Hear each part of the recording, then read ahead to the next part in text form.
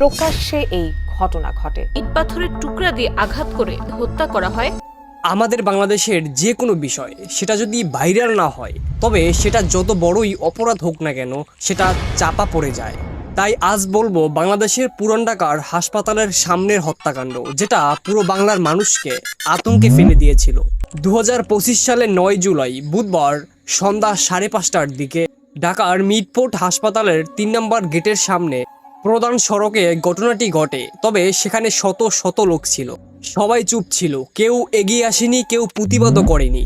হ্যাঁ, ঠিকই ভেবেছেন, আমি বলছি সোহাগ ওরূপে লালচাঁদ হত্যাকাণ্ডের কথা। সোহাগ, তার বয়স 39 বছর। তিনি পুরান ঢাকার একজন ভাঙাড়ি ব্যবসায়ী ছিলেন। আর সোহাগকে হত্যা করার পিছনে মূলই ছিল ব্যবসায় প্রতি মাসে 2 লাখ টাকা চাঁদা দিতে রাজি না হওয়াতে অনেক দিন ধরে তাদের ভিতর ঝামেলা চলে। শেষে সোহাগ কোনোভাবেই চাঁদা দিতে রাজি হয়নি।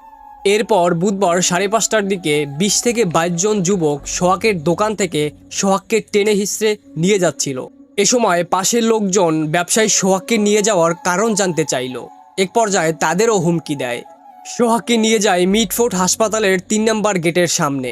1 ঘন্টা পরে স্থানীয় লোকজন শুনতে পায় সোহাগকে হত্যা করা হয়েছে। তবে দুঃখের বিষয় হলো, সোহাগ হত্যার 2 দিন পর ভিডিও ফুটেজ ভাইরাল হয়। এর আগের 2 দিন আইনশৃঙ্খলা বাহিনী তেমন একটা ব্যবস্থা নেয়নি। প্রতিদিনের মতোই চাপা পড়ে যাচ্ছিল, সোহাগ হত্যা চাপা পড়ে গিয়েছিল। 2 দিন পরে ভিডিও ভাইরাল হয়। এরপর দেশ জুড়ে ব্যাপক ক্ষোভের জন্ম নেয়। তবে সোহাগকে যারা হত্যা করেছে, যাদের সিসিটিভি ফুটেজে দেখা গেছে, তাদেরকে প্রধান আসামি করা হয়নি। তবে সোহাগকে যারা হত্যা করেছে, বিশেষ করে তারা বিএনপির সহযোগী সংগঠন, যুবদল, ছাত্রদল, স্বেচ্ছাসেবক দলের কয়েকজন নেতাকর্মী ছিল। সোহাগ হত্যার মূল আসামিদের দল থেকে বহিষ্কার করা হয়েছে। তবে সোহাগের বড় বোন কোতোয়ালি থানায় একটি মামলা করে। মামলায় 19 জনের নাম বলে এবং আরও অজ্ঞাত পরিচয়ে 15 থেকে 20 জন আসামি করা হয়। ঢাকার জনবহুল একটি এলাকায় এরকম উল্লাস করে পাথর মেরে সোহাগকে হত্যা করা হয়। অস্ত্র দিয়ে পাথর মেরে নির্যাতন করে সোহাগের পরনের কাপড়ও খুলে ফেলা হয়। একের পর এক আঘাত করে সোহাগের উপর। হত্যা করার পরেও তারা শান্ত হয়নি, তারপরেও তারা পাথর মারে। চাঁদা দেয়নি, চাঁদা দিতে রাজি হয়নি, মাসে 2 লাখ টাকা। হ্যাঁ, এই জন্যই সোহাগকে তুলে নিয়ে রাস্তার উপর মেরে ফেলে।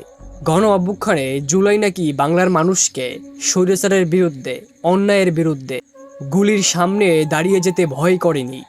ঠিক সেই বাংলার মানুষ 1 বছর পরে জুলাই মাসে সোহাগ হত্যা রাস্তার উপর দাঁড়িয়ে উপভোগ করল।